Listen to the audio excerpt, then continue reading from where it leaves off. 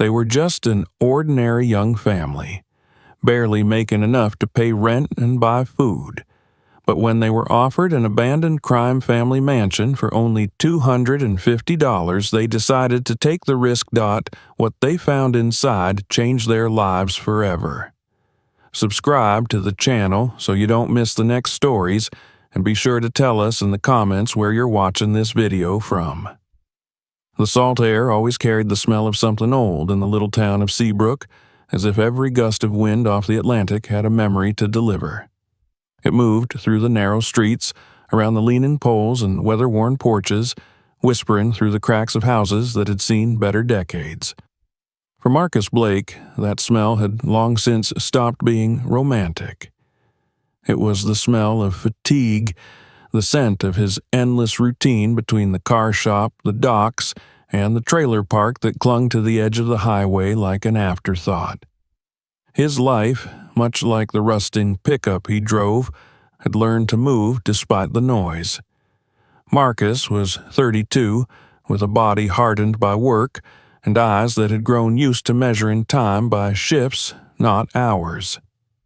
His wife, Tiffany, 28, had that quiet strength that comes from too many early mornings and too few breaks. She worked double shifts at a diner called the Blue Gull, where she poured coffee for fishermen, truckers, and tourists who never looked up long enough to see how tired she was. Together, they were the sort of couple people passed without notice, a pair of survivors, not dreamers. But even those who had long stopped believing in luck sometimes stumbled upon it when the world least cared. It happened one Thursday afternoon in late October, when Marcus, sitting in the car with a sandwich wrapped in grease paper, flipped through a discarded local paper. Between the ads for used boats and missing dogs, his eyes caught a line that seemed almost absurd. Property sale, confiscated by the state, oceanfront structure, $250, immediate transfer. He read it twice, thinking it must be a typo. $250 for anything on Seabrook's shoreline was laughable. The ocean was where the money lived, where retired lawyers built glass houses, and where locals like him were only ever hired to fix their plumbing. Yet the address printed at the bottom was real. He recognized it vaguely. Shoreline Drive, last property before the cliffs. That stretch was famous, not for its beauty, but for its ghosts.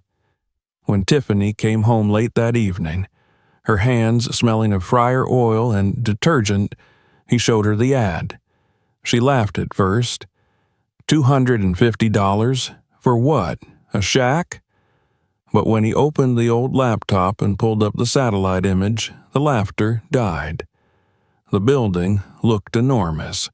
Faded gray roof lines spread across what seemed like acres. Even from the pixelated view, they could see columns, terraces, and the faint glimmer of a pool. "It has to be a mistake," Tiffany said, but there was hesitation in her voice. She had learned not to believe in miracles, but part of her still wanted to. Marcus shrugged.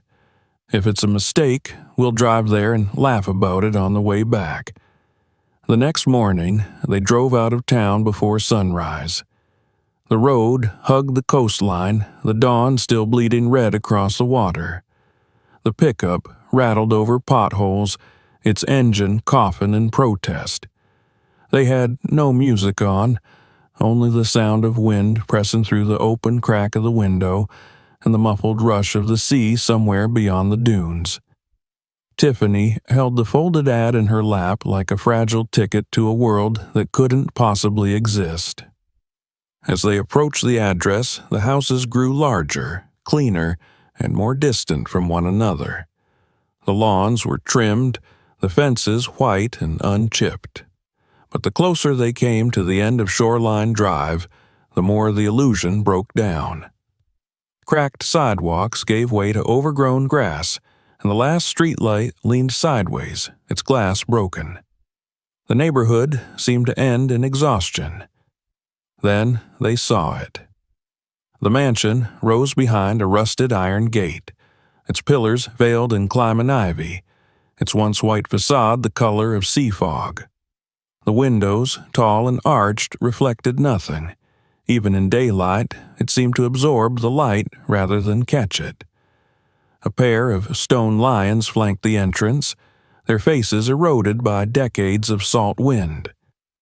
The gate itself was chained shut with a heavy padlock, and on it hung a fading notice.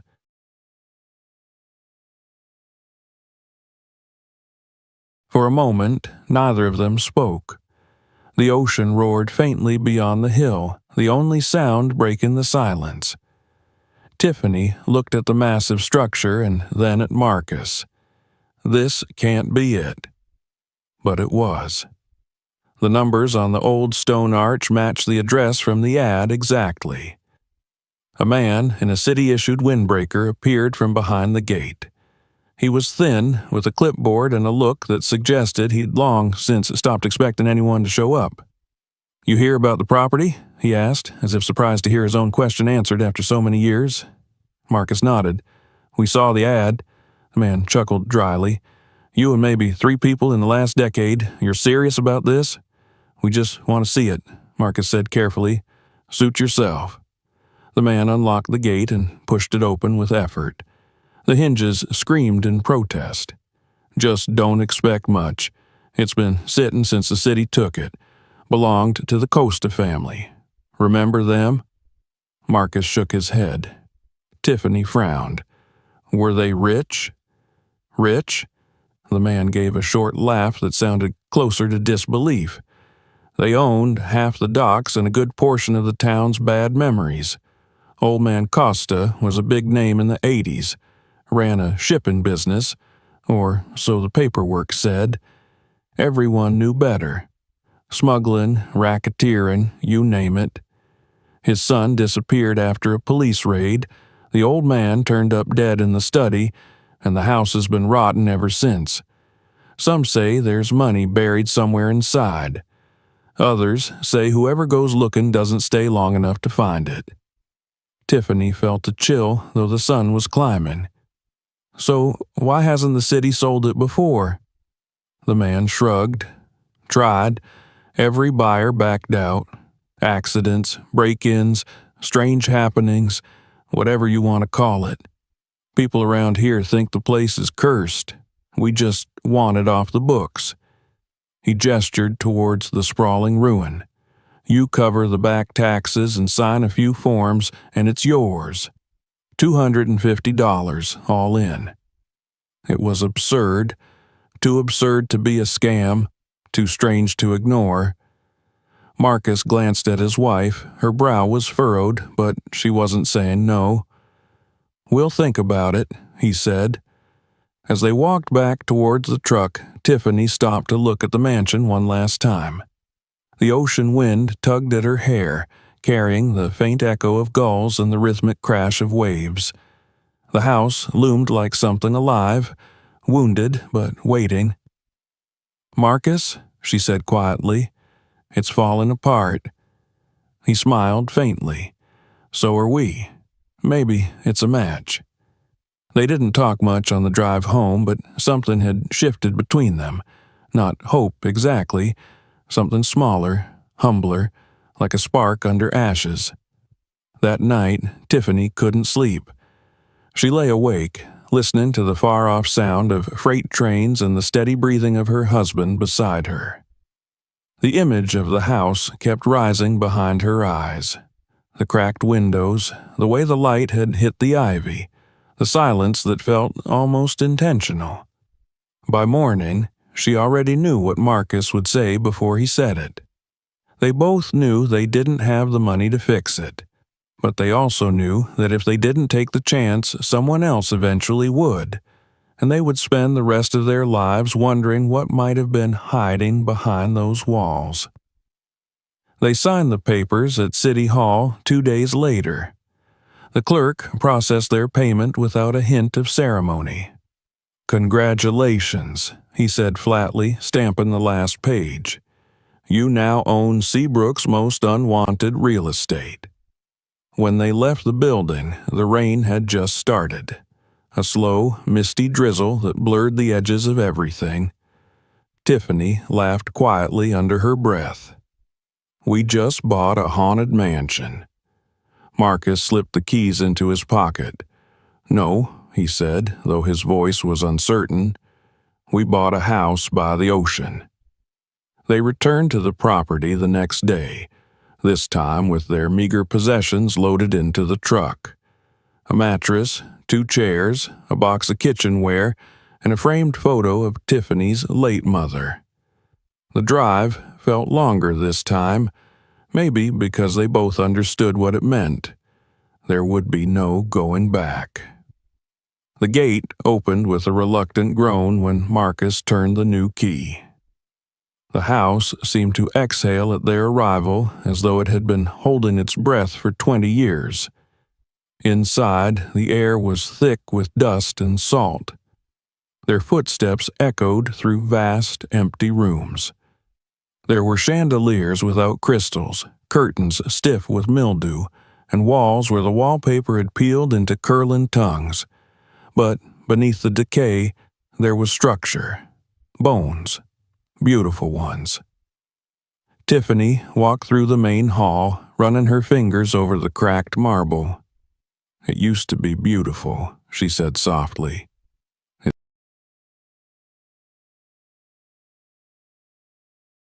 They unpacked slowly, turning one of the smaller sitting rooms into a makeshift living space.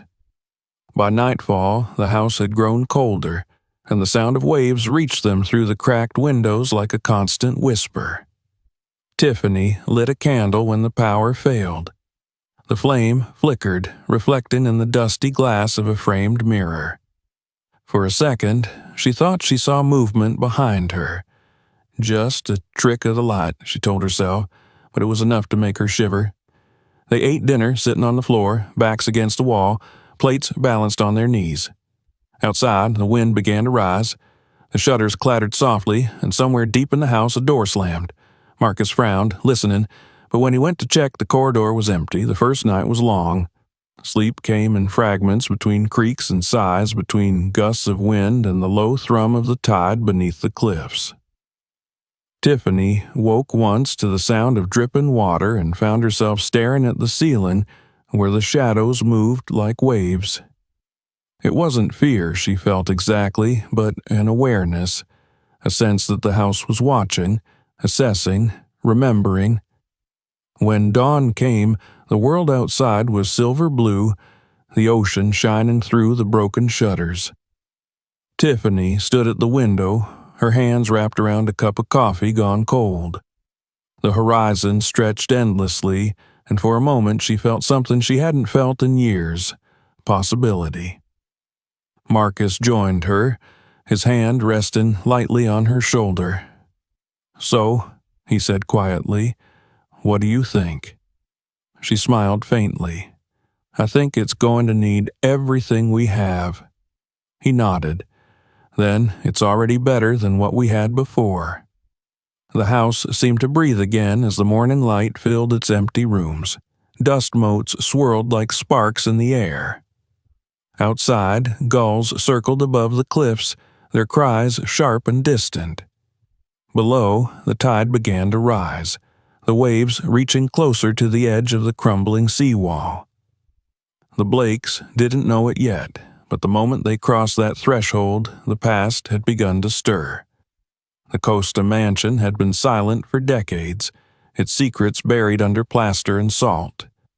Now, for the first time in years, there were voices again. Soft, human, alive. The ocean pressed against the shore like a heartbeat, and somewhere, deep within the house, behind walls no one had touched in a generation, something faintly shifted, like a door moving ever so slightly on its hinges.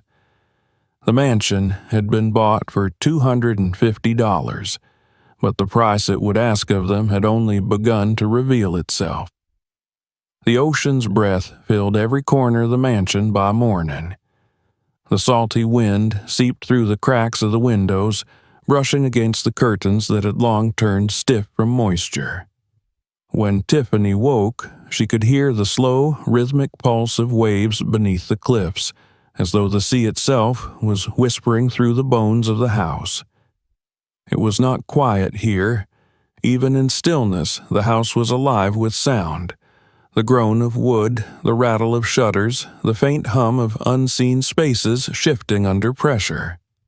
Marcus had been up since dawn, already covered in a film of dust. He had opened every door on the first floor, letting light pour into places that had been sealed for decades. Sunlight revealed more than it comforted. The once polished marble floors were scuffed and cracked, the walls lined with faded portraits whose faces had almost disappeared beneath grime. Yet there was dignity in the decay.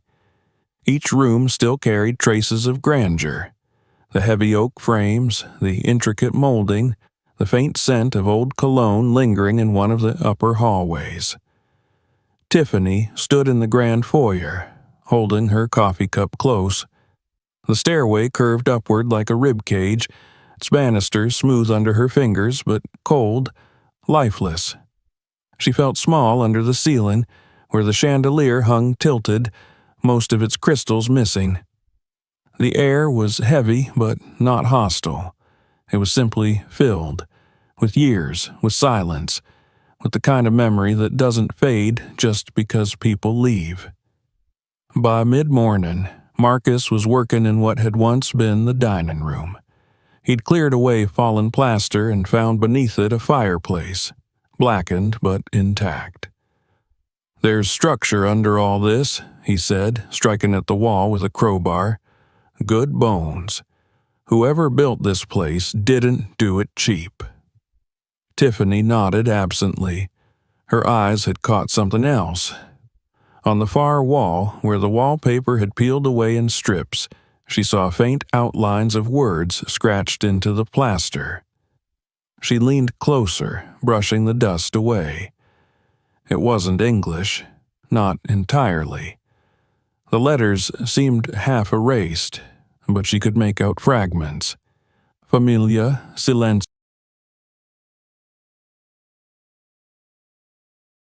She said nothing. Maybe it was a superstition not to speak such discoveries aloud. Instead, she turned toward the massive windows that looked out to the beach. The tide was low now, the sand glistening like a mirror. For the first time, she wondered how many had walked that same shoreline from this house. How many watched the ocean as she did now, waiting for something to come back that never did. They spent the day cleaning what they could. The dust came off the furniture in gray clouds, coating their faces and clothes. The house creaked as if irritated by the disturbance. Every door they opened seemed to sigh. And yet, under the fatigue and the strangeness, there was satisfaction. They were claiming something long forgotten. It was near dusk when Tiffany went into the kitchen. The room was a ruin of corroded pipes and broken tiles, but on the counter she found a cluster of old newspapers, brittle and yellowed, bound together by twine. Curiosity made her untie them. The first headline nearly made her drop the bundle. Costa family empire collapses. Authorities investigate missing heir. Another read, bodies found off Seabrook Cliff, ties to smuggling suspected. The photographs were grainy but recognizable. She could see the very same house in the background of one image, gleaming and new, the ocean sparkling behind it. A tall man in a white suit stood beside a woman holding a champagne glass. He looked confident, untouchable. The caption below identified him as Vincenzo Costa, patriarch of the Costa family, owner of Atlantic Freight and Maritime. Tiffany's throat went dry. The smiling woman in the photo wore pearls and gloves, her hair sculpted in the fashion of another era. Between them stood two boys, one around 12, the other perhaps 8. Both had the same eyes as the man. She could almost imagine their laughter filling the very halls where she now stood. She brought the papers to Marcus. He wiped his hands on his jeans and scanned the headlines, his brow furrowing. "This is him," he murmured. "The old man they talked about. Costa." He turned the pages, reading bits of text. Smuggling, bribes, tax evasion. Hell, this guy was practically running a private empire. Tiffany pointed to a smaller article near the bottom. Authorities suspect documents destroyed before raid. Investigators find evidence of hidden storage. Marcus looked at her, the connection dawning slowly. "You think it's still here?" "I think this house still remembers," she said quietly. That night they lit candles again, since the wiring still flickered unpredictably. The house grew darker, the corners swallowed by shadow. As they ate canned soup at the kitchen table, a sudden thump echoed above them. Tiffany froze. "Did you hear that?" Marcus looked up, spoon midair. The sound came again, slow, deliberate, like footsteps crossing the upstairs hallway. He set the spoon down and stood. "Probably something fell," he said, though he didn't sound convinced. He took the flashlight and climbed the staircase. Each step groaned under his weight, the beam of light cutting through dust motes thick as fog. The long corridor stretched ahead, lined with closed doors. At the end, a window rattled in the wind, tapping rhythmically against the frame. He exhaled, feeling a foolish relief, and pushed it shut. When he turned, however, one of the doors, one he was sure had been closed, now stood slightly ajar. He stepped toward it slowly. Inside was a small study, or what had been one. Shelves lined the walls, most empty except for a few scattered books warped by moisture. The desk near the window was overturned. He crouched beside it and noticed something odd about the wall behind. There was a rectangular patch where the paint looked newer, smoother. When he knocked on it, the sound was hollow. "Tiff," he called softly, his voice echoing faintly. "Come up here." She joined him, barefoot, holding a candle that quivered in the draft. Together they examined the wall. "It's been sealed," Marcus said. "Not too long ago either." He fetched a hammer from the bag they'd brought for repairs. The first strike sent dust raining from the ceiling. The second revealed metal beneath the plaster, a dull, gray surface that shimmered faintly under the candlelight. It was a safe, built into the wall with no visible handle, no numbers, just a keyhole the size of a dime. Marcus ran his fingers along the edges. "Whatever's in here, someone wanted it buried." Tiffany's pulse quickened. She looked over her shoulder at the dark hallway, half expecting to see someone standing there. The candlelight danced against the empty walls. "Maybe we should leave it for tomorrow," she whispered, but Marcus shook his head.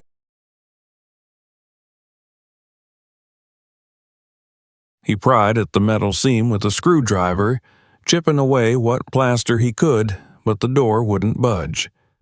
After a few minutes, he leaned back, breathing hard. "We'll need tools, real ones." They returned downstairs, but the air had changed. The warmth from the candles now seemed faint, swallowed by drafts that came from nowhere. Somewhere, deep inside the house, a door creaked open. Tiffany turned toward the sound instinctively, her heart thudding. "Probably the wind," Marcus muttered again, though his tone had lost its conviction. They went to bed late, exhaustion finally overtaking curiosity, but the house did not sleep. Every few hours, Tiffany woke to the sound of shifting boards, faint movements overhead. Once, she thought she heard a whisper, not words exactly, but the cadence of speech carried on the wind. She reached for Marcus, who stirred and pulled her closer. "It's just settling," he mumbled. But in her half-dreaming mind, she couldn't shake the feeling that the house was not settling. It was remembering. In the following days, they began working on restoring the power. Marcus spent hours tracing old cables and fuses while Tiffany cleaned room after room. Each revealed fragments of lives once lived here. A child's marble under a radiator, a silk scarf decayed to threads, a framed photo half melted by sun and humidity. The deeper they went, the more it felt like the house was slowly unveiling itself. In the library, Tiffany found an old globe covered in dust. When she spun it gently, it creaked, and a small folded piece of paper fell from the hollow inside. She unfolded it, revealing a crude hand-drawn map of the coastline. There was an X marked near the very spot where their property met the beach cliffs. Beside it, written in elegant script, was a single phrase: "For my sons." When Marcus returned that evening, she showed him. He stared at the map for a long time. "Maybe it's just sentimental," he said, but his tone betrayed something else: excitement, maybe, or fear. They decided to search the cliffs at low tide. The sand there was hard-packed, littered with driftwood and broken shells. Gulls wheeled overhead, crying as though mocking their search. For an hour they found nothing, only rocks and water, until Marcus's foot struck something hollow beneath the sand near a collapsed outbuilding. They dug with their hands until metal gleamed through. It was an old oil drum, rusted shut. Inside, beneath layers of sand and salt, lay a single tin box wrapped in plastic. They carried it back to the house, setting it on the dining table. Tiffany peeled back the plastic and opened the box. Inside were photographs, dozens of them. Families at dinners, men in suits shaking hands, the same house always visible in the background. But not all the photos were innocent. Some showed men with weapons, money being counted, faces blurred in motion. There were also letters, all unsigned, written in a bold, hurried hand. Phrases jumped from the pages. "They're closing in." "The boy is missing." "The documents must never leave this house." The candle flickered as Marcus read. "They were hiding something huge," he whispered. Tiffany looked up, her expression unreadable. "Or protecting it." The wind outside rose suddenly, banging one of the shutters against the window frame. Both flinched. The house moaned as if in response. For a moment, it felt as though the very walls were listening, waiting to see what they would do next. That night, Tiffany dreamed of water. She saw the house from above, half submerged, the sea rising through the floors, lifting chairs and papers and photographs like ghosts returning home. When she woke, the sound of the surf was so loud it felt like it was coming from beneath the floorboards. Marcus was already up, sitting in the hallway, staring at the sealed wall upstairs. "I've been thinking," he said without turning. "That safe. It's not just metal. It's part of the wall itself. Whoever built this house made sure it would never be opened easily." "Maybe we're not supposed to open it," Tiffany said softly. He looked at her then, his eyes tired but determined. Then why would the key still be here? He held up something she hadn't noticed before, a small, ornate key he'd found that morning wedged under one of the stair treads. Its head was shaped like a wave. For a long moment, they said nothing. The wind moved through the broken panes, carrying with it the cry of the ocean. Somewhere within the mansion, the faintest sound echoed back, metal against metal, a memory waking.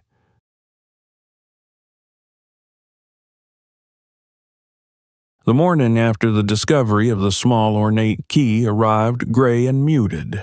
with low clouds crawling across the ocean and rain threatening to fall at any moment. The air felt thick and motionless, as though the world itself was holding its breath, waiting to see what the Blakes would do next. Marcus sat at the dining table with the key between his fingers, turning it over and over, studying every curve and groove. It was heavier than it looked, carved with delicate lines that seemed almost alive when caught in the dim light filtering through the cracked window. Tiffany stood nearby, her arms crossed, watching him in silence. Neither had slept much. Every sound in the house had been amplified through the night. The groaning wood, the distant crash of waves, the subtle rustle that might have been the wind or something else entirely. "We don't know what's in there," she said finally, her voice low but steady. Marcus looked up. "That's exactly why we have to find out." He rose and went to the wall upstairs, where the hidden safe waited like a heartbeat behind plaster. The air in the corridor was colder than downstairs, as though the upper floor belonged to another season entirely. He knelt, brushed away the remaining dust from the metal plate, and slid the key into the hole. It fit perfectly. For a long moment he hesitated, hand resting on the key, and then turned it. The lock gave a sharp, metallic click that echoed down the hall like a gunshot. The door creaked open, releasing a rush of stale air that smelled faintly of rust and something older. Salt, maybe, or decay. Inside lay a bundle wrapped in oilcloth. Marcus lifted it carefully and carried it into the light. Tiffany joined him, holding her breath. He unwrapped the cloth to reveal several envelopes, thick with age, and a folded piece of paper that appeared to be a map. On the first envelope, written in slanted, fading ink, were the words, "For my sons." They exchanged a glance, that same unspoken awareness that had followed them ever since they entered this house, a sense that they were intruding not just into space, but into time itself. Marcus opened the envelope slowly, careful not to tear the brittle paper. Inside were handwritten pages filled with dense writing, dated nearly 40 years ago. The handwriting was elegant but frantic in parts, as though written under pressure.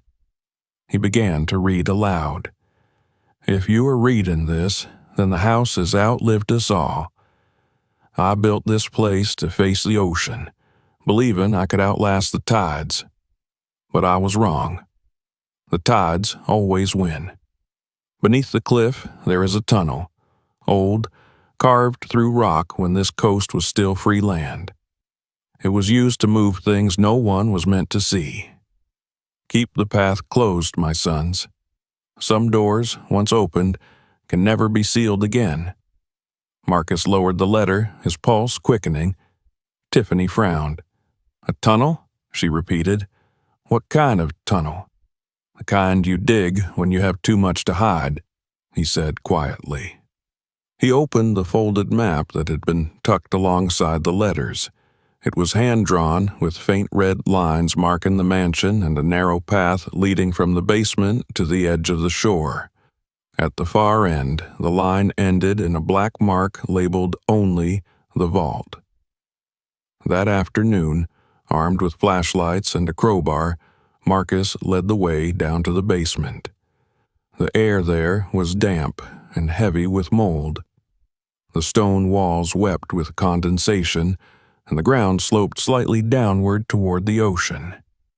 In one corner, under a pile of collapsed crates, he found a section of wall that didn't match the rest. It was newer, smoother, and when he struck it lightly with the crowbar, it sounded hollow.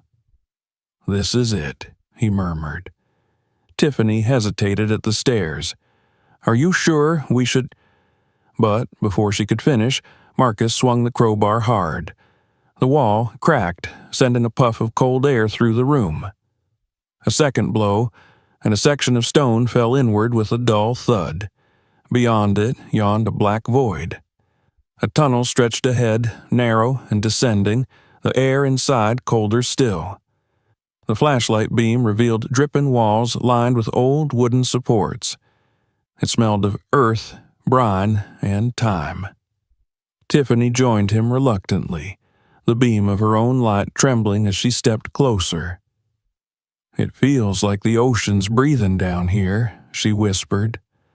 They moved slowly, their footsteps crunching on the damp floor. The tunnel twisted deeper into the ground, the ceiling so low that Marcus had to stoop. At one point, they passed a rusted cart on a broken rail, its sides marked with faded stencils of numbers. There were remnants of old crates, rope, and tools scattered in the dirt.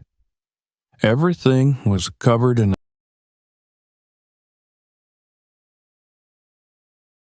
About 50 feet in, the tunnel opened into a larger chamber. The beam of the flashlight caught glints of metal, barrels, dozens of them, stacked and toppled in disarray. Some bore customs seals long eaten away by rust. Marcus pried one open. Inside were only fragments of what looked like paper, soaked and fused together over decades. He opened another, and this time found glass bottles, their contents long evaporated, their labels unreadable. "This was a smuggler's route," he said, his voice echoing off the walls. "They moved things straight from the shore to the house. No wonder the cops never found half of what Costa was accused of hiding." Tiffany was quiet. She had wandered to the far end of the chamber, where the tunnel seemed to continue.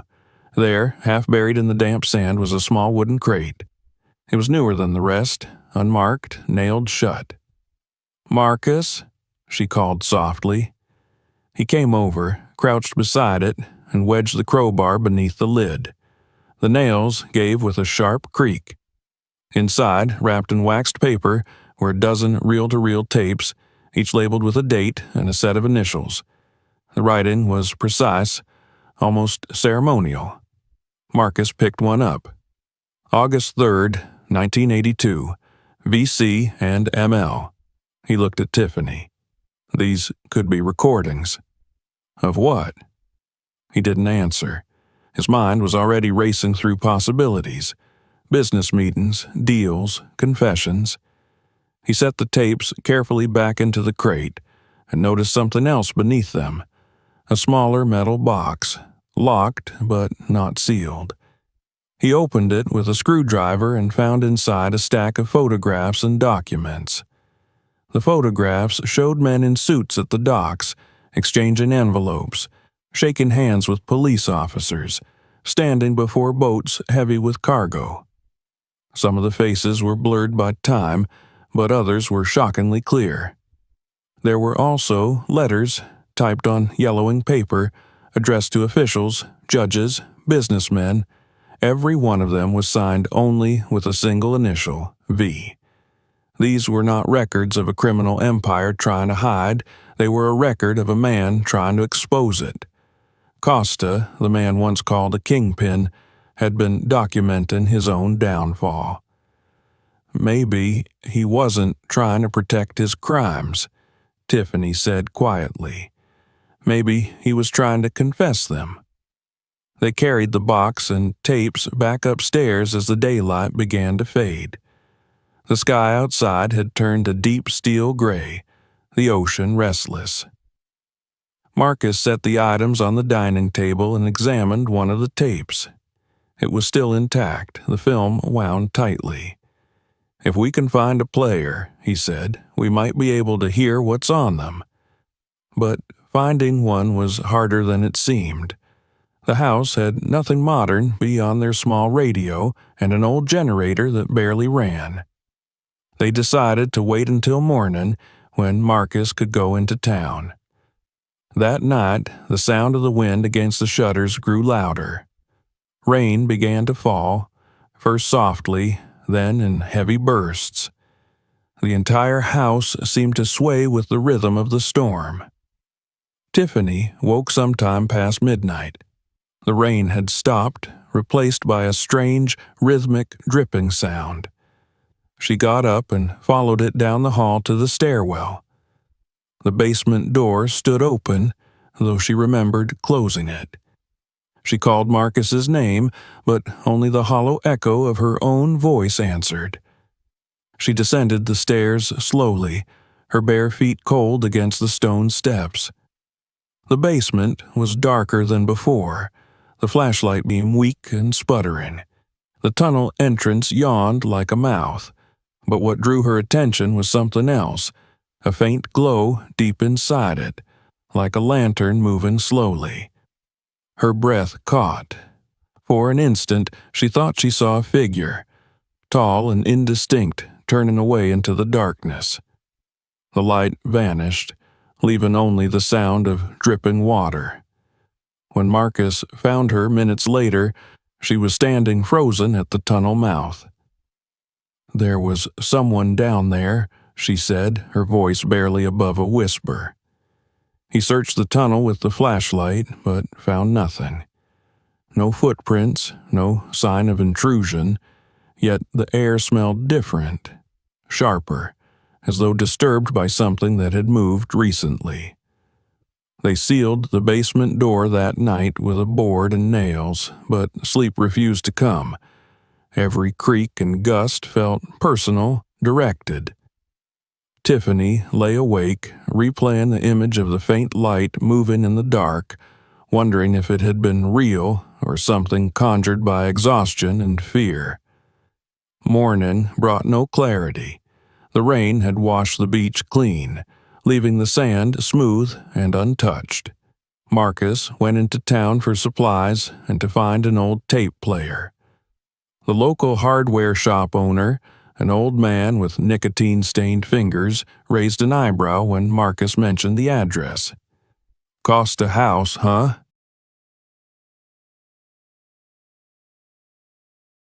Marcus forced a small smile. "Guess that makes me the fool." "Maybe," the man said, "but if you find anything down there, best leave it be. Some ghosts don't like being dug up." When Marcus returned with a borrowed player, Tiffany was waiting in the kitchen, the crate of tapes beside her. Together they set up the machine on the table. The first tape hissed as it began to spin, and then a voice emerged. Faint, deep, speaking Italian mixed with English. The quality was poor, but the tone unmistakable. It was a conversation, calm but tense. "You think they will turn on us?" one man said. "They already have," another replied. "The money's gone. The port is no longer safe." There was a pause, and then the second voice again, lower this time. "If they want war, they'll have it. But not here. Not in this house." The tape clicked off abruptly. They looked at each other. "That's him," Marcus said. "Costa." He inserted another tape. This one was clearer, the voices more distinct. "Documents in the lower vault must stay. If anything happens to me, burn them. Promise me, Matteo." "I promise," came a trembling reply, but the promise clearly had not been kept. They listened for hours, the tapes unraveling a story more complex than either could have imagined. Costa had begun recording his meetings not for power, but as protection. He had learned that the network he'd built had turned on him, that his own allies wanted him silenced. Each recording was a piece of evidence, a confession, a desperate attempt to preserve the truth. When the final tape ended, Tiffany sat in silence, her mind reeling. "If these are real," she said slowly, "then what we found isn't just history. It's evidence, real evidence." Marcus nodded. "And whoever still protects the Costas, they'll want it back." That night, as the tide rose again, the wind carried with it distant voices, shouts from the cliffs, the growl of engines on the road. Tiffany went to the window and saw headlights lingering far down the drive, too still to belong to passing cars. Someone was watching the house. Marcus joined her, his jaw tightening. "They know," he said simply. The mansion loomed around them, silent yet listening, the air heavy with the weight of what they had unearthed. Somewhere, deep below, the tunnel dripped steadily, the sound blending with the heartbeat of the sea. The secret beneath the sand was no longer buried, and the tide was already turning. The morning after they first played, the tapes arrived without sunlight. The ocean sky was a dull sheet of pewter, the air damp and heavy as though the house itself had absorbed the storm. The mansion stood silent under the weight of that gray light, every surface glistening faintly with condensation. Marcus and Tiffany hadn't spoken much since dawn. They moved through the rooms quietly, as if any loud sound might wake something that preferred to remain asleep. The box of tapes still sat on the table between them, its contents more dangerous than either of them dared admit. Tiffany poured coffee into chipped mugs, her movements slow. "You didn't dream either, did you?" she asked finally. Marcus shook his head. He'd spent most of the night sitting in the library, staring at the waves that battered the cliffs below. He couldn't shake the feeling of those headlights on the road, the way they had lingered like eyes in the dark, watching but never approaching. "Maybe we made a mistake," she said. "Maybe we should have left everything where it was." He rubbed a hand over his jaw, feeling the roughness of 3 days without shaving. "And then what? Pretend we didn't see it? Pretend we didn't hear Costa's voice on those tapes?" Tiffany didn't answer. She looked toward the wide bay window where the sea stretched to the horizon, restless and gray. A single gull circled above the cliffs, its cry thin and mournful.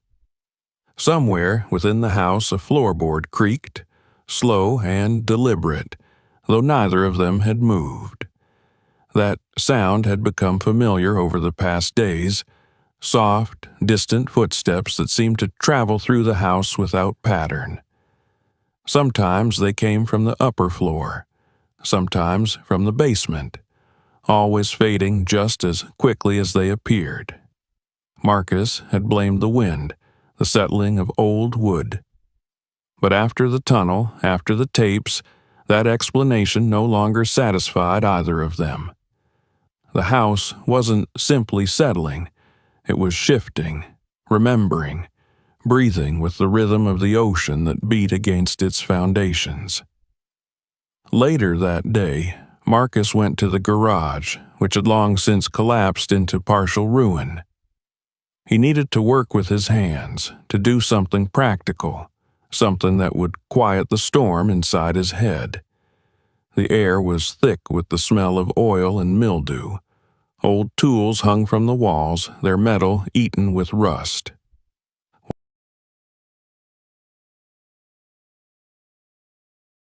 Behind a workbench. It took effort to pry it open, and when he did, a cloud of dust and the faint scent of seaweed escaped. Inside were remnants of another life, work gloves, a faded jacket, and a small notebook wrapped in cloth. He opened it, brushing off dirt from the cover. The handwriting inside was elegant and slanted, the same as the letter they had found in the wall safe. It was Costa's.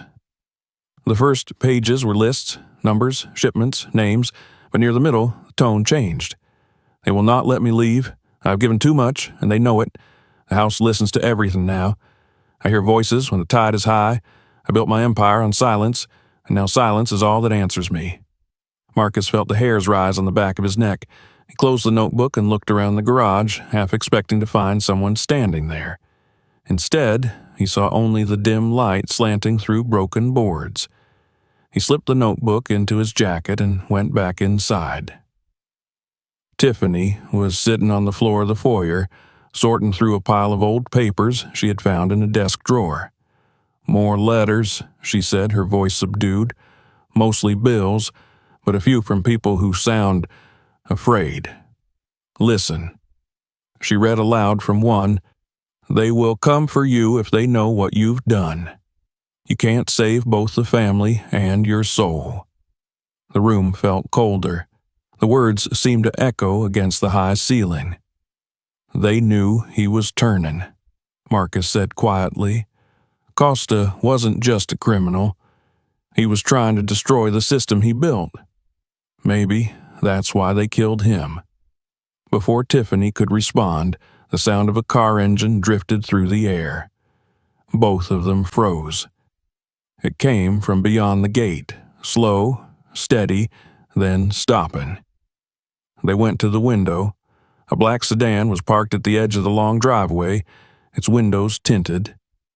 The engine idled for a moment before shutting off. No one stepped out.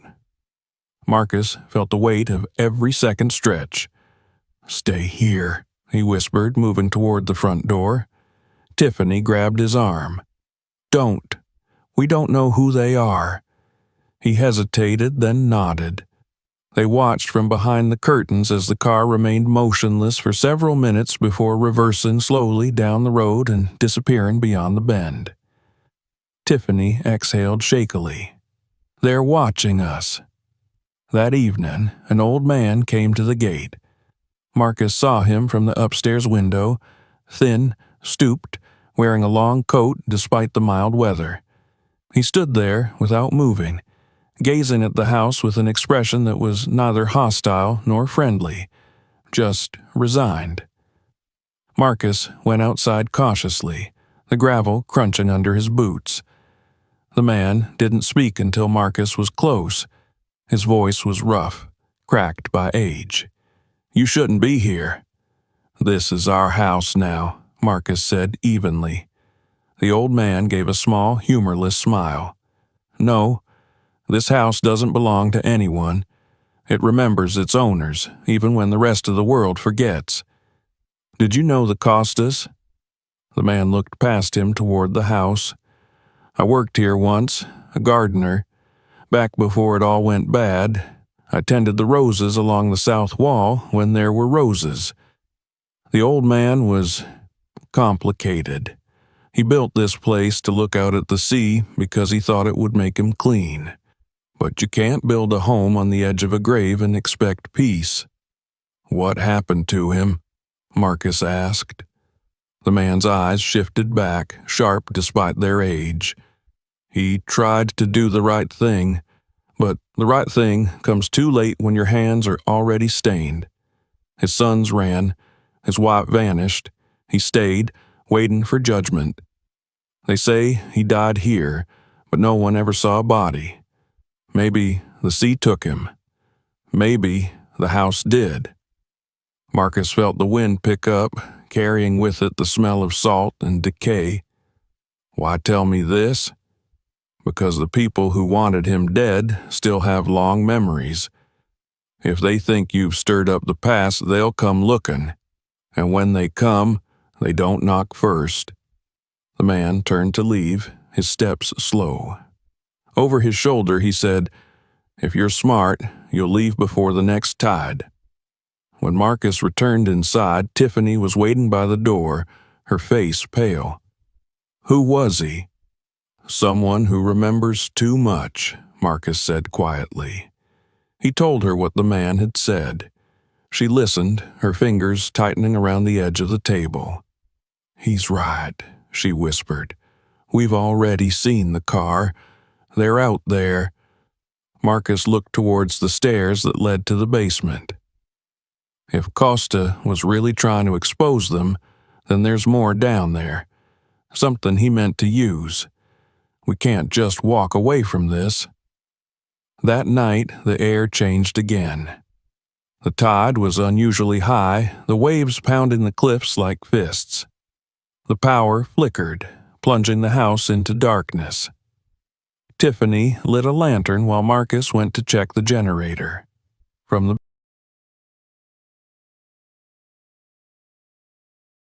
the tunnel was flooding again. He stood at the entrance, flashlight in hand, and saw reflections shimmering across the wet walls. It looked as if the ocean were creeping closer, reclaiming what it had once owned. He thought he heard a whisper carried on the wind, a man's voice, distant, indistinct. It might have been the sea, but it sounded like words. Not yet. The next morning, they woke to find the gate open. Fresh tire tracks cut through the wet gravel. Nothing inside the house appeared touched, but a note had been slipped under the front door. The handwriting was neat, unfamiliar. "Leave the recordings. Forget the rest." There was no signature. Marcus read it twice, then crumpled it. "They know we have the tapes." Tiffany's voice trembled slightly. "Maybe we should give them what they want." "No, that's what they're counting on." He set the crumpled paper in the fireplace and struck a match. "If we give in now, this place stays cursed forever." The day passed in uneasy silence. They kept the doors locked, though it hardly felt like protection. In the afternoon, Marcus went to the shed to fix the generator, trying to distract himself, while Tiffany cleaned the second floor. As she dusted the shelves in the master bedroom, she found another letter hidden behind a loose plank. It was addressed in the same handwriting as the others, Costa's. "If you are reading this, then you have already walked too far into the dark. I could not save myself, but maybe you can save what comes after. The proof is buried, not in gold, but in words. I left the last of it where the tide meets the stone. When the sea speaks loudest, it will rise again." When she showed it to Marcus, he looked at the map from the earlier envelope and realized what Costa had meant. The black mark at the end of the tunnel was directly beneath the cliff, near where the waves struck hardest during high tide. "There's something else down there," he said. Something he hid. They waited until late afternoon, when the tide began to retreat. The air was sharp and cold. Together, they descended into the tunnel again, the flashlight beams cutting through the damp air. Water still pooled along the floor, glimmering like liquid glass. They followed the map carefully, past the barrels and crates, until they reached the far end where the rock met a wall of hardened clay. The ocean's sound was loud here, a constant roar beyond the stone. Marcus began to dig with a shovel, the wet earth heavy. After several minutes, the blade struck metal. He scraped away the mud to reveal a small steel chest sealed tight. Tiffany knelt beside him as he forced it open. Inside was a bundle of documents wrapped in oilcloth, along with several rolls of undeveloped film. The documents were marked with names: politicians, corporations, dates of transactions, bribes. Proof, as Costa had written. Proof of everything. They carried the chest upstairs, both too stunned to speak. When they reached the dining room, Marcus set it beside the tapes. "This is what they were afraid of," he said. "This is what they killed for." Outside, thunder rumbled over the sea, distant but moving closer. Tiffany looked toward the windows where the horizon had darkened into a bruised blue. What happens now? Marcus closed the chest and locked it again. "Now we find someone who can make this public." But even as he said it, he knew the danger that came with that choice. The men behind these documents weren't the kind to forgive or forget. The headlights, the car, the note, they were only warnings. The next visit would not be so polite. That night, neither of them slept. Rain lashed the windows. At one point, Tiffany thought she saw movement on the beach below. Figures, dark against the lightning, walking near the cliffs. She blinked, and they were gone. Perhaps they had never been there at all. In the early hours, when the storm eased, Marcus sat by the fireplace staring into the flames. He could feel the house shifting around them, its timbers creaking with the rhythm of the waves. It was as if the building itself approved of what they had done, as though the spirit of its long-dead owner was finally at peace, knowing his secret was found. Yet, outside, the world was far from peaceful. The men who had built their fortunes on silence were stirring once more, and as dawn crept across the gray sky, the shadows that had once claimed the Costa family began to gather again, their eyes fixed on the mansion by the sea and the two people who now held its truth. The wind arrived first, an endless, low moan that carried across the cliffs like the voice of something ancient and hungry. It began before dawn, shaking the windows in their frames and whistling through the cracks of the old mansion. Marcus woke to the sound of it, a deep vibration that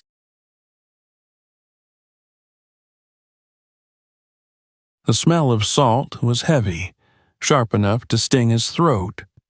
He sat up and saw the flicker of lightning through the glass, illuminating the restless ocean beyond. Tiffany was already awake, sitting by the edge of the bed, her arms wrapped around herself.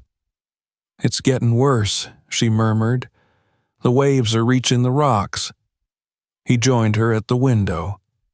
The sea below looked alive, dark, heaving, almost luminous in the white flashes of lightning. The surf crashed against the cliffs with the violence of something personal, as though the ocean had remembered old debts. The radio they kept in the kitchen had gone silent hours ago, the power lines down somewhere along the coast. They were completely cut off. Downstairs, the wind pressed against the front doors until the hinges moaned. Marcus checked the shutters, closing what he could, though many were too warped to latch. The house groaned under every gust, its timbers flexing like a living creature under strain. He could hear water moving in the walls, the same slow, rhythmic gurgle he'd heard in the tunnel days before. The storm was driving the sea upward through the old drains. When he returned to the kitchen, Tiffany had lit several candles and was staring at the chest they had found under the cliff. It sat in the center of the table, metal dull in the flickering light, a silent weight between them. "We can't stay here," she said softly.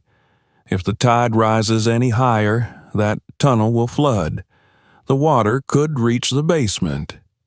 "We'll be fine," Marcus said, though his voice lacked conviction. "The foundations have held for 50 years. Lightning flared again, followed by a thunderclap so loud it rattled the glass in the cupboards. Somewhere above them, something fell, a long, dragging crash from the attic. Marcus grabbed a flashlight, but Tiffany caught his arm. "Don't," she whispered. "Please, not now." He hesitated, listening. The sound didn't come again. The house was silent, except for the howl of the wind and the pounding surf. Still, he couldn't shake the image of that movement upstairs, like footsteps dragging across old boards. But he stayed. For now, the storm was their more immediate enemy. By mid-morning, the rain came hard, driving against the windows in solid sheets. The garden was a blur of motion, branches tearing free, debris flying through the air. The iron gate at the end of the drive slammed back and forth, its hinges screaming. The power failed completely just before noon, leaving them with only candlelight and the dull glow of the fireplace. The tunnel was what worried Marcus most. The memory of the last time he'd gone down there haunted him. The gleam of the barrels, the damp smell, the faint echo of water whispering against stone. Now the storm was pushing that same water higher, flooding the veins of the house. If the pressure built enough, the tunnel could collapse, taking part of the cliff with it. He decided to check. Tiffany protested, but he could see the fear in her eyes, the knowledge that something beneath them was stirring. He promised he'd be quick. With a lantern in one hand and a rope tied to the stair rail, he descended into the basement. The air was colder, thicker. The moment he stepped off the last stair, he heard it, the steady drip of water becoming a trickle. The tunnel mouth glistened, and when he raised the lantern, he saw the water line had already risen several inches. It shimmered darkly, carrying flecks of sand and seaweed. The ocean was coming in. He knelt, running a hand along the damp floor. The vibrations were stronger here, a constant tremor beneath his fingers. The storm was shaking the entire cliff. He could hear the groaning of the rocks beneath the house, like something straining not to give way. Then, faintly, he thought he heard another sound behind the noise of the sea, something metallic scraping in the distance. It was slow, deliberate, like a door being dragged open. He called out, but his voice was lost in the roar of the wind. For a heartbeat, the lantern flickered, and in that flicker he saw movement deeper down the tunnel. A reflection? Or a figure? He stepped forward, but the floor suddenly shifted under his weight. A wave of water surged past his boots, icy cold, knocking the lantern from his hand. It hit the ground and went out, plunging him into darkness. He stumbled backward, following the rope by touch, water rising to his ankles, then his calves. By the time he reached the stairs, it was knee-deep, swirling with sand. He slammed the basement door shut and leaned against it, gasping. "The tunnel's flooding," he shouted. Tiffany ran to help him brace the door. They could hear the water pounding against it, the hinges creaking. The house shuddered, a deep vibration that made the chandelier in the foyer tremble. "We have to go."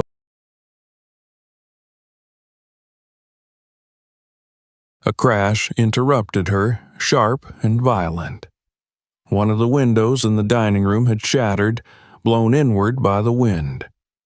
Rain and glass scattered across the floor. Marcus rushed to cover it with boards, but the storm's force made every effort useless.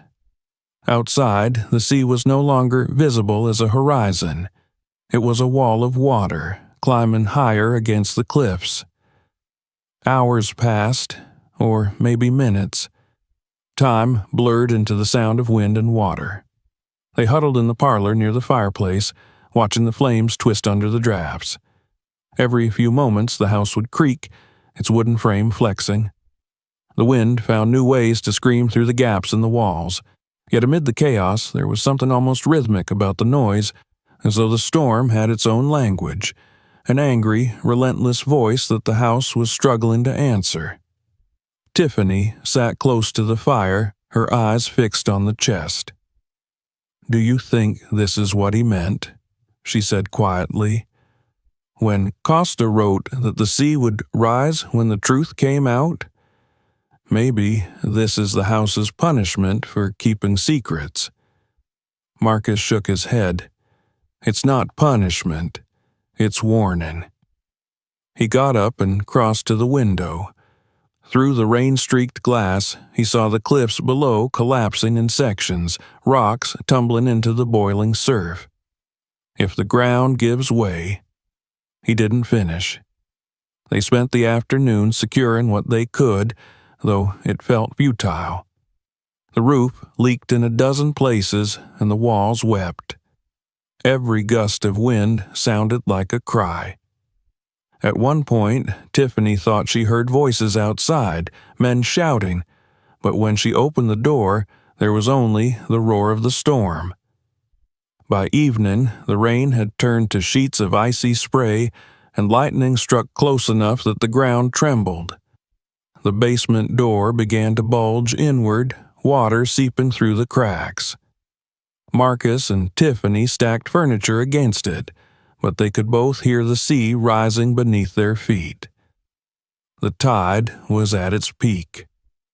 Then, over the noise of the wind, came another sound, the distant wail of an engine.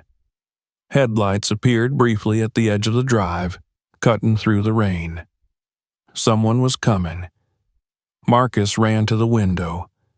A truck, its tires spinning in the mud, pulled to a stop near the gate. The doors opened, and two figures stepped out, their outlines dark against the lightning. "They found us," Tiffany whispered. Marcus grabbed the crowbar from the fireplace. "Stay here." The front door shuddered as the wind tore at it. He could see the figures moving closer, their shapes distorted by rain. The first man reached the steps, shielding his face from the storm, and pounded on the door. "Mr. Blake." The voice was rough but urgent. "Open up. We're here to help." Marcus hesitated. "Who are you?" "Howard Caldwell. You called about the documents. I got your message before the lines went down." Marcus turned to Tiffany. "It's the lawyer. He's real." She nodded quickly, then let him in. He pulled open the door against the force of the wind, and Caldwell stumbled inside, drenched and shaking. Behind him came another man, younger, carrying a satchel. "My assistant, Eric," Caldwell said, catching his breath. "The storm's taken half the road. We barely made it." "You shouldn't have come," Marcus said, slamming the door shut behind them. "The tunnel's flooding. The cliff's starting to go." Caldwell wiped his glasses. "I didn't drive through this hell for the weather. I came because what you found is bigger than either of you know. Those names in the files, some of them are still in power. If we don't secure that evidence tonight, it might never see daylight." Tiffany stared at him. "You mean to take it now? Through this?" He nodded grimly. "There's a shelter up the coast. If we can get there before the bridge floods, I can have the documents transferred to the press in the morning." Lightning split the sky again, so bright it turned the room white for an instant. The sound followed almost immediately, shaking the walls. "If we're going," Marcus said, "we need to leave now." They packed the tapes and papers into waterproof bags, wrapping them in tarps. The wind howled as they opened the front door, the rain striking like needles. Marcus led the way, carrying the chest in his arms. The path down to the gate was half washed away, mud sliding beneath their feet. Caldwell and Eric followed, their flashlights barely cutting through the rain. Halfway down, a sound like an explosion ripped through the air. The ground lurched, and a deep roar rose from below. Marcus turned just in time to see part of the cliff collapse into the sea, a cascade of stone and water vanishing into the dark.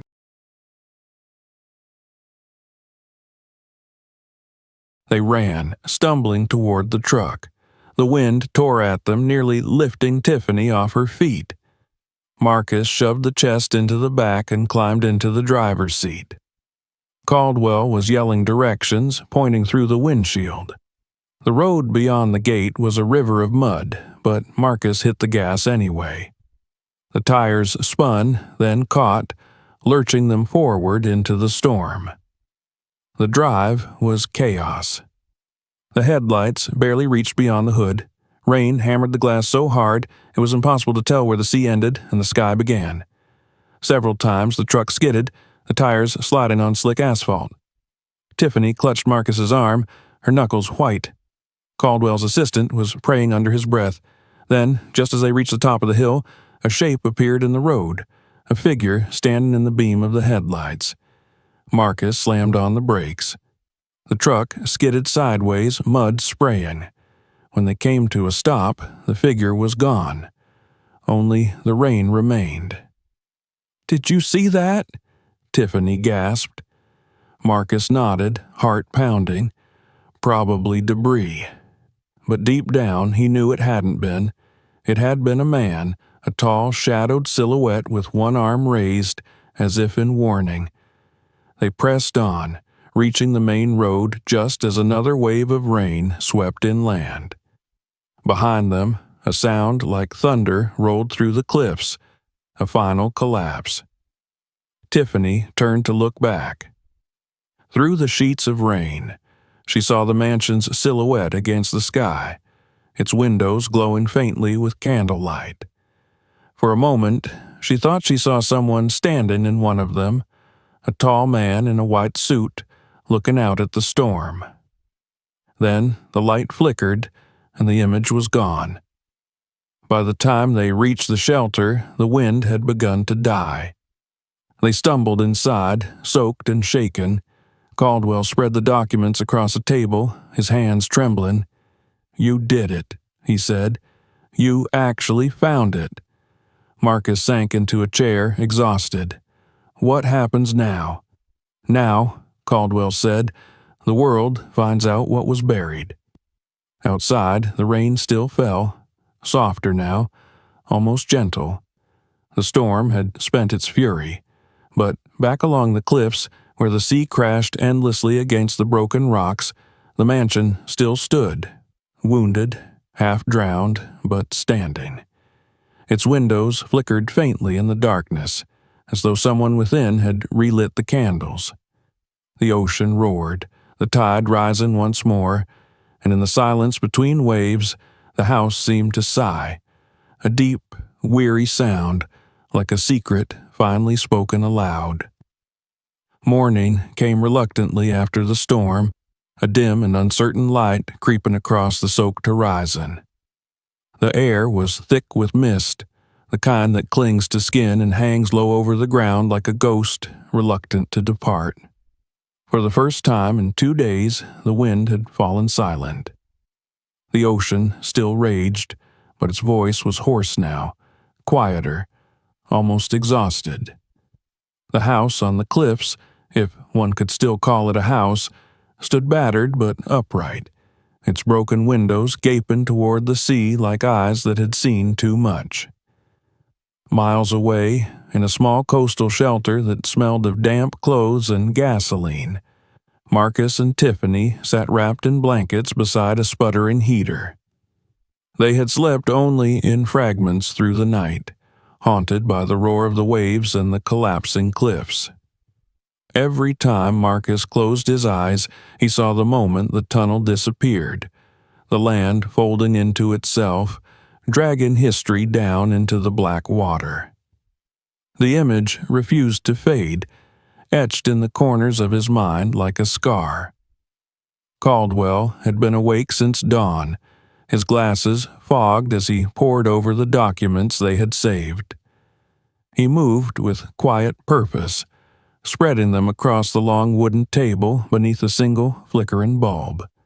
The papers were damp but legible, and the evidence was staggering. Names, dates, amounts, offshore accounts, police chiefs, judges, senators, entire branches of power connected through the Costa Empire. It wasn't a family legacy, it was a blueprint of corruption. "This will blow the coast wide open," Caldwell murmured.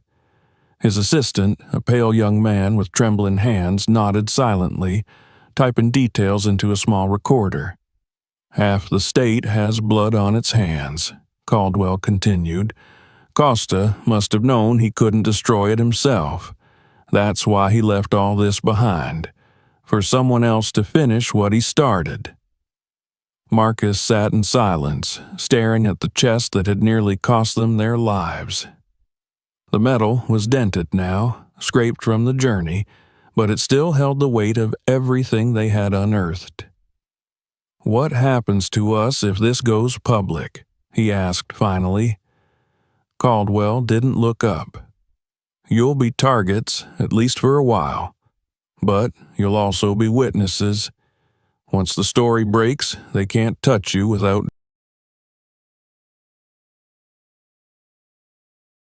Tiffany's voice was hoarse when she spoke. "We don't have anywhere to go." "You will," Caldwell said. "There are safe houses inland. I can arrange it." The heater coughed and went out, plunging the room into cold again. Marcus rubbed his hands together, trying to focus on the sound of his own breathing instead of the endless drone of the sea outside. He thought of the house, the way it had looked the night before they fled, standing against the storm like a wounded sentinel. For all its darkness and decay, it had sheltered them, revealed its secrets to them. It had chosen them in a way he could not fully understand. By noon, Caldwell and his assistant packed the documents into waterproof cases, preparing to leave for the nearest city. "Once I hand these over to the press, there's no going back," Caldwell said. "The Costas' empire will burn, and everyone tied to them with it." Marcus nodded, but unease gnawed at him. "What if the people you're exposing still have reach? What if they stop you before you get there?" The lawyer smiled faintly, though his eyes were tired. "That's the risk of truth, Mr. Blake. Someone always tries to bury it again. But every time it resurfaces, it comes back harder to kill." When Caldwell's truck finally left, the sound of its engine fading into the fog, the shelter felt emptier. Marcus and Tiffany sat together by the window, staring out at the gray coastline. The rain had softened to a drizzle. The world looked washed clean, yet fragile, as if one wrong move might shatter it again. They didn't speak much that afternoon. Words felt too small for what they had lived through. Every now and then, Tiffany would glance toward the sea, her face unreadable. When Marcus finally asked what she was thinking, she said quietly, "Do you think the house is still standing?" He wanted to say yes without hesitation, but something in him hesitated. "I don't know," he admitted, "but even if it's gone, I don't think it's finished." That night, they stayed in a motel near the edge of town, the first proper bed they had slept in since moving to Seabrook. The sheets smelled faintly of detergent and dust. Tiffany fell asleep quickly, but Marcus lay awake, staring at the ceiling. The storm outside had ended, but another one churned inside him.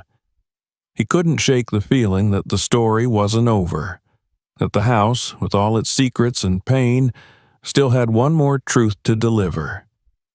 In the morning, he left Tiffany sleeping and walked down to the beach. The air was cool and clean, the horizon a thin line of pale gold where the sun struggled through the clouds. The tide was low, exposing stretches of wet sand glimmering like mirrors. He walked for a long time, the surf hissing at his feet until the cliffs came into view. At first, he thought he'd gone too far, that he was looking at the wrong stretch of coast, but as he drew closer, his heart began to race. The mansion still stood, damaged, battered, but upright. The western wing had collapsed into the sea, and most of the veranda was gone, but the main structure remained. It looked almost defiant, clinging to the cliffs with the stubbornness of something that refused to die. Marcus climbed the narrow path that wound up from the beach, his boots slipping on the wet stone. The air grew colder as he neared the house. The gate hung open, its iron bars bent. The garden was a wasteland of broken branches and debris. He stepped over fallen beams and shards of glass, his breath misting in the air. Inside, the silence was vast. The rooms smelled of damp wood and smoke. Water dripped steadily from the ceiling. The floor was slick beneath his boots, and in some places the walls had buckled. Yet, despite the destruction, there was a strange serenity to the place, as though the storm had swept away not just the dirt and rot, but the anger that had once lived here. He walked to the foyer, where the grand staircase still rose, fractured but standing. The chandelier lay shattered across the marble floor, its crystals scattered like frozen tears.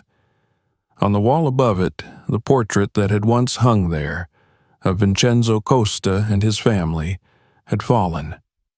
Marcus picked it up, brushing away the dust. The glass was cracked, but the image beneath was clear enough. Costa standing by the sea, his sons beside him, his expression solemn, almost resigned. "You did it," Marcus murmured. "Your secret's out. You can rest now." But as he turned to leave, Something caught his eye. The light filtering through a broken window glinted on metal, a small, tarnished plaque mounted beside the doorway. He wiped the grime away and read the inscription.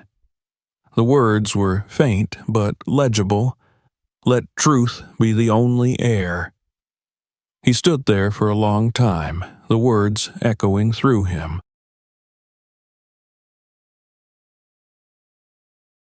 When he returned to town, Tiffany was waiting at the diner, 2 cups of coffee growing cold in front of her. She looked up when he entered, searching his face. "You went back," she said. He nodded. "It's still there. What's left of it." "Then it's over," she said softly. Marcus sat down across from her. Outside, the rain had stopped completely. Sunlight was breaking through the clouds for the first time in days, washing the streets in a pale, hesitant gold. "Maybe it's over for us," he said, "but not for everyone. Once the story spreads, a lot of people are going to fall." She reached across the table, her fingers finding his. "You did the right thing," she said. "That's what matters." He wanted to believe her, but part of him wondered if the right thing ever came without cost. They had survived, yes, but survival was not the same as peace. The Costas had built their empire on silence, and silence had a way of lingering even after the noise faded. 2 days later, the story broke. Caldwell kept his word. The documents were published in national newspapers, accompanied by copies of the tapes. The fallout was immediate. Politicians resigned, arrests were made, and the name Costa once again filled headlines, not as a symbol of fear, but as the key to unraveling decades of corruption. Marcus and Tiffany watched it all from a small television in the motel lobby. The images flashed across the screen. News anchors speaking of justice, protests outside government buildings, the slow crumbling of a network that had once seemed untouchable. When the broadcast ended, Tiffany turned to Marcus. "Do you think Costa's family ever knew?" "I think they'll know now," he said, "wherever they are." That evening, they returned to the coast one last time. The sky was clear, the sea calm. From the hilltop, they could see the mansion, half lit by the setting sun. It looked different now, less like a wound, more like a monument. The broken windows gleamed in the orange light, and the garden, though ruined, was touched with the first signs of new growth. Grass had begun to push through the cracks of the walkway. Tiffany leaned against him. "What will happen to it now?" "I don't know," Marcus said. "Maybe it'll fall. Maybe someone will rebuild it. But whatever happens, it won't be the same. The curse is gone." As the sun dipped below the horizon, the sea caught fire with color, amber, crimson, gold. The wind was soft, carrying the faint scent of salt and something sweeter, like the memory of summer long gone. For the first time since they'd set foot on the property, Marcus felt a sense of calm settle over him. The weight of the past had lifted, leaving only what remained, a chance to begin again. They turned back toward the road, the house behind them fading into the gathering dusk. But as they walked, Marcus glanced over his shoulder one last time. In one of the upper windows, where the glass had somehow survived the storm, a single light flickered to life, small, steady, like a candle burning in the dark. He watched it for a moment, a faint smile touching his lips. "Goodbye, Vincenzo," he whispered. The light held, unwavering, as the waves rolled gently against the cliffs below. And when the wind shifted, carrying the sound of the tide inland, it almost seemed to say that the house, the old, broken, haunted mansion, was finally at peace. Months passed, and the storm became a story people told to measure time. The towns along the coast had rebuilt their docks, patched their roofs, and moved on, as small towns always do, burying tragedy beneath routine. But for Marcus and Tiffany Blake, moving on had a different meaning. They carried the ocean with them wherever they went. The sound of the waves that had nearly swallowed their home, the salt taste of the wind that had carried both ruin and revelation.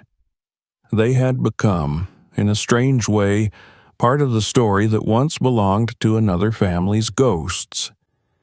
The investigation that followed the release of the Costa documents was fierce and unrelenting. Names that had ruled the region for decades fell one by one, their power crumbling beneath the weight of evidence. Newspapers called it the tide of truth, a cleansing wave that exposed the rot hidden beneath polished surfaces. Some praised Marcus and Tiffany as heroes. Others called them fools for meddling in things that should have stayed buried. But, for the first time in their lives, the Blakes felt something they had never known before: peace through purpose. They used the compensation money from a local foundation, created after the Costa scandal, to rebuild what the storm had taken.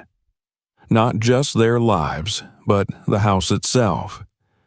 The city had offered to demolish the remains of the mansion, calling it unsafe. But Marcus refused. "It deserves a second chance," he had said, standing before.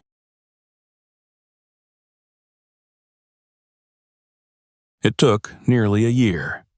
Contractors came and went, but Marcus stayed through every stage, lifting beams, clearing debris, learning the structure like a doctor learning the anatomy of a patient. He repaired what could be saved and replaced what could not.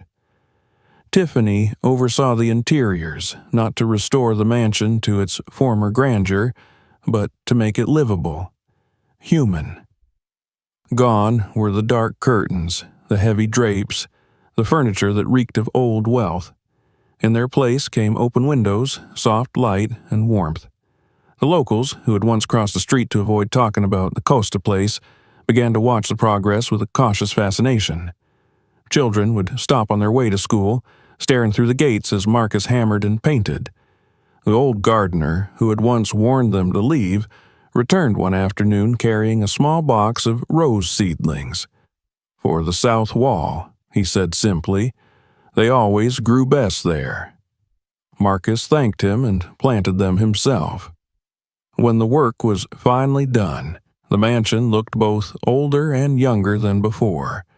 Its scars were visible, sections of stone still darker from the storm, wood that had warped and been sanded smooth, but that was part of its new life. Tiffany stood at the gate one evening as the sun dipped low over the water, the light catching the restored windows. "It's not the Costa mansion anymore," she said softly. "It needs a new name." Marcus looked at the way the glass reflected the fading sunlight, how the beams turned gold before vanishing into dusk. "Then call it the House of Light," he said. The name stayed. Word spread quickly. At first, people came out of curiosity. Reporters, neighbors, a few old friends who couldn't quite believe the place wasn't cursed anymore, but over time, others came too. Families displaced by storms, children who had lost homes, people who needed a roof and a chance. Tiffany had the idea first, to turn the mansion into a refuge, a place for those the world had forgotten. "Costa tried to build an empire," she said one evening as they stood in the restored foyer. "We'll build a sanctuary instead." They opened the doors on a bright spring morning. The first families arrived with nothing but duffel bags and exhaustion. Marcus welcomed them personally, leading them through the halls that once echoed with silence. The smell of bread baking replaced the scent of dust and rot. Laughter returned to the rooms where whispers of crime had once lingered. The ocean breeze that swept through the open windows no longer sounded mournful. It was a song now, wild and clean. The mansion changed with the people inside it. Children painted murals on the walls, bright suns, green hills, endless blue skies. Tiffany organized a small garden on the front lawn, and the roses along the south wall bloomed crimson that summer, their color so vivid it almost seemed impossible. Marcus built wooden benches facing the sea. In the evenings, he would sit there after everyone had gone to sleep, watching the horizon turn dark, thinking of all the nights he'd once feared it. Sometimes, when the wind was just right, he thought he could still hear the faint hum of the tunnel that no longer existed, the sound of water against stone, the heartbeat of a place that had lived too long with secrets. But it no longer frightened him. It was a reminder, a memory folded into the rhythm of the sea. One evening, nearly 2 years after the storm, Marcus received a letter. The return address was from the son of Vincenzo Costa, the younger boy from the old photographs, long presumed dead. His handwriting was elegant, steady. "I saw what you've done with the house," the letter read. "It was never meant to die that way. My father wanted redemption, and you've given it to him. The truth cost him everything, but through you, it found its way home. If the walls still stand, it's because they were waiting for someone worthy to listen." Marcus read the letter aloud to Tiffany, his voice thick. They placed it in a small frame and hung it in the entrance hall beside the plaque that had somehow survived the storm. "Let truth be the only heir." Years passed, but the House of Light never lost its purpose. It became a refuge, then a symbol. Travelers spoke of it as a place where the weary could rest, where the sea's endless roar seemed to soften. Some said it was the house itself that healed them, that the walls hummed with a kind of warmth impossible to explain. Others said it was the people, Marcus and Tiffany, who turned ruin into grace. There were still storms, of course. The ocean never forgave completely. Some nights the wind would rise and the rain would hammer against the glass, reminding everyone that nature remembered. But even then, the lights inside never went out. They had generators, yes, but more than that, they had will.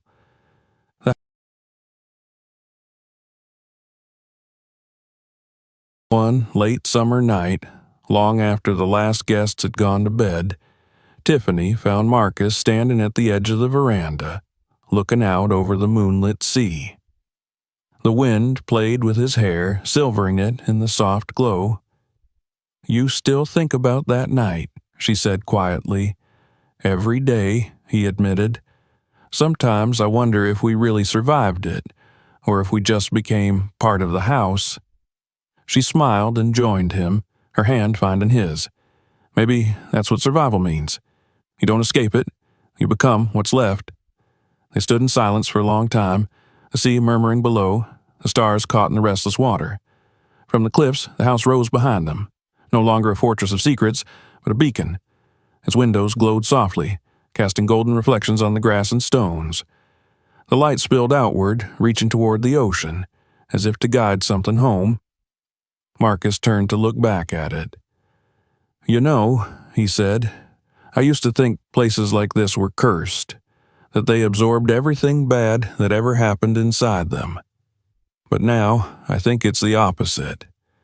They absorb pain so that people can leave lighter."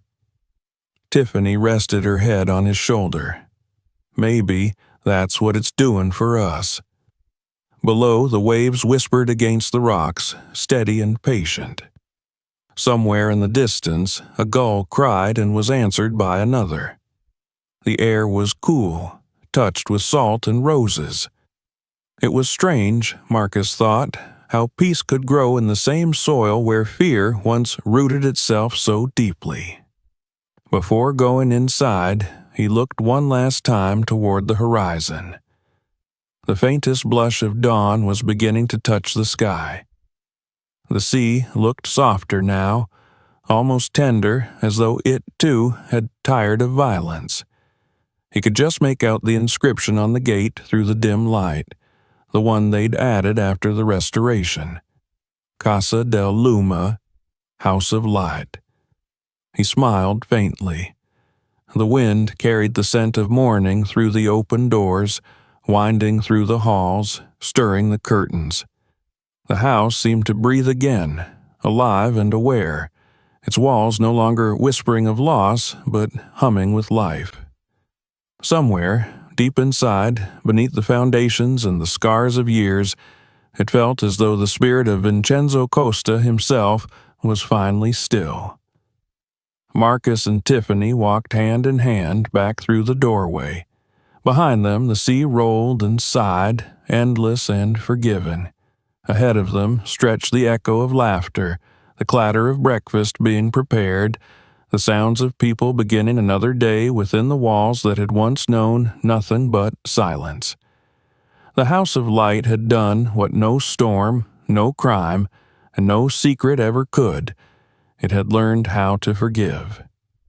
And in its forgiveness, it had finally found peace. If you enjoyed this story, don't forget to subscribe. There's more waiting just around the corner. Watch the next episode to uncover what happens next, and check out our other stories filled with mystery, truth, and redemption. Share this video with someone